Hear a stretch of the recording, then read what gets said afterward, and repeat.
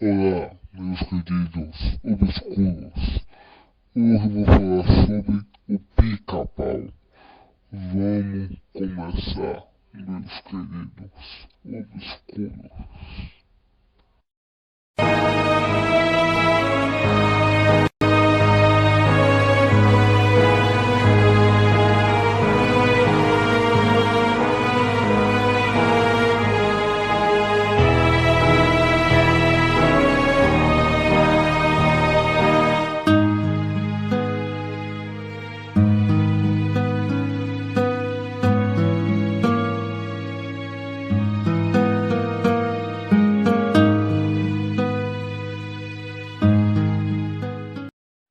Episódio cancelado. A morte do pica-pau que você vai ver agora é uma creepypasta. São boatos, lendas que circulam na internet mostrando o lado negro de tudo. Eu classifico a história como leve, mas é bem interessante. O episódio Afanador de Gasolina T-Gás, Bandit, do pica-pau, é o último episódio da fase pica-pau biruta. Depois dele, começou a fase do pica-pau light, mais fofinho. O motivo dessa mudança foi a pressão que muitos pais dos Estados Unidos fizeram sobre os estúdios Universal. O pica-pau biruta era considerado uma apologia às drogas, além de ter provocado inúmeros casos de pesadelos entre crianças. Mas, o criador do personagem, Walter Lantz, não concordou prontamente com a mudança.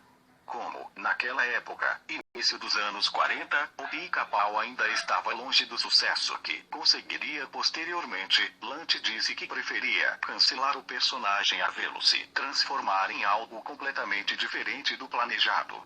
O autor conhecia as artimanhas dos estúdios e sabia que a única maneira de realmente pôr um ponto final no assunto seria matar o personagem. Escreveu o roteiro, reuniu um pequeno grupo de animadores de sua confiança e gravou a história. Era exatamente o Afanador de Gasolina, mas em uma versão um pouco diferente do que a conhecemos. Dias antes da exibição desse episódio, a Universal ofereceu a Lantz uma compensação financeira bastante vantajosa, que finalmente fez o criador aceitar continuar com o personagem. O episódio da morte do pica-pau teve que ser, então, reformulado às pressas.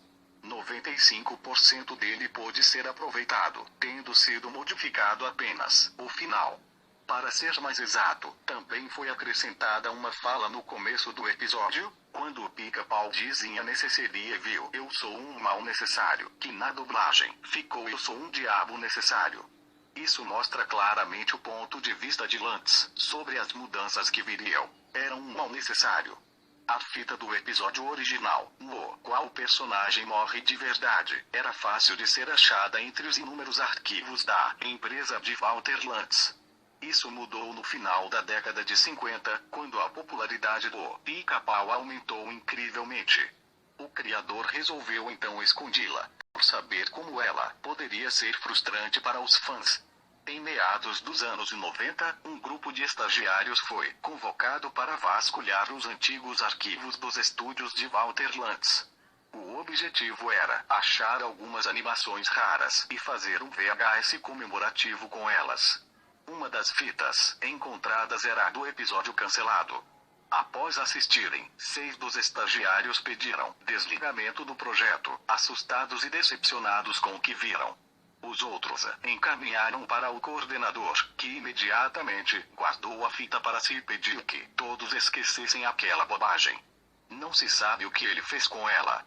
O coordenador não sabia que um dos estagiários havia dado um jeito de gravar uma cópia precária do episódio, filmando a tela do monitor com uma câmera amadora. A gravação foi digitalizada e chegou a ser divulgada na internet. Contudo, a rede mundial ainda não tinha a agilidade de repercussão de hoje, e a empresa de Lantz conseguiu com êxito estancar a circulação do vídeo. Voltando aos roteiros. Curiosamente, na versão editada, que foi ao ar, o pica-pau, de fato morre após uma grande explosão, virando um anjo. No entanto, isso é mostrado de uma forma leve, que, somada ao estilo nonsense do personagem, em nenhum momento despertou no público a impressão de que ele pudesse de fato ter morrido, chegado ao fim. Na versão cancelada, a sequência é diferente. Após Após a explosão, a câmera mostra o pica-pau e o policial em cima de uma pequena nuvem, um ao lado do outro, ajoelhados, olhando para a terra embaixo, chorando. Não tem asas nem auréolas. São desenhados em cores de leve transparência, que indicam serem dois espíritos. O cenário é todo em cores acinzentadas, como se estivesse prestes a cair um temporal. A trilha de fundo é profundamente triste, depressiva. É colocada em baixo volume.